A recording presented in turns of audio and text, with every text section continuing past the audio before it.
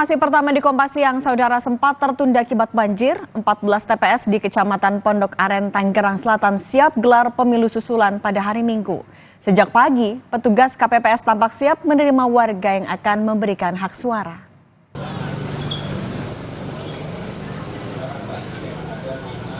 TPS 71 di Perumahan Pondok Maharta, Kecamatan Pondok Aren siap melaksanakan pemilu susulan pada hari ini akibat banjir karena hujan deras yang mengguyur Jakarta dan sekitarnya. TPS pun dibangun di halaman Kelurahan Pondok Kacang. Sebanyak 270 DPT akan memberikan hak suara pada pagi hari ini. Dan sejak pagi, petugas KPPS pun tampak siap menerima kedatangan warga.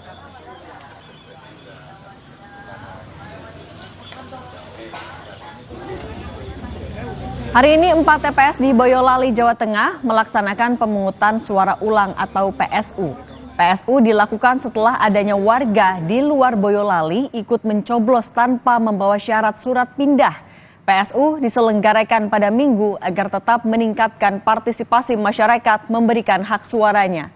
Warga berharap hal seperti ini tidak terjadi lagi.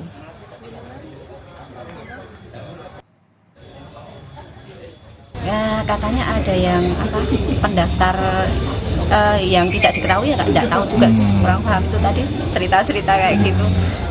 Tapi nggak apa-apa Bu, ini Bu, mencoblos ulang gini? Nggak apa-apa, yang penting biar sukses pemilu aja gitu. Memang ketahui katanya memang ada yang di luar wilayah sini dan undangan juga bukan di sini, tapi dia harus di sini dengan menggunakan KTP. Merasa keberatan nggak nih Mbak? Iya, jelas keberatan ya sebenarnya. Yang kemarin harusnya memang sudah bisa direkapitulasi, sudah keluar hasil, setelah ini kok malah harus dilakukan pemungutan suara ulang.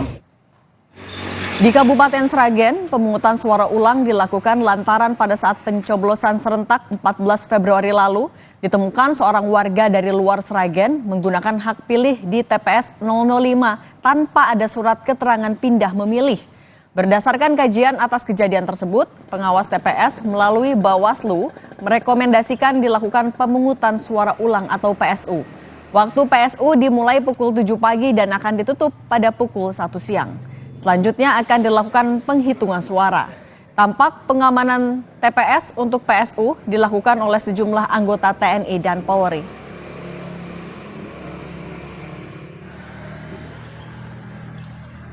Untuk mengetahui bagaimana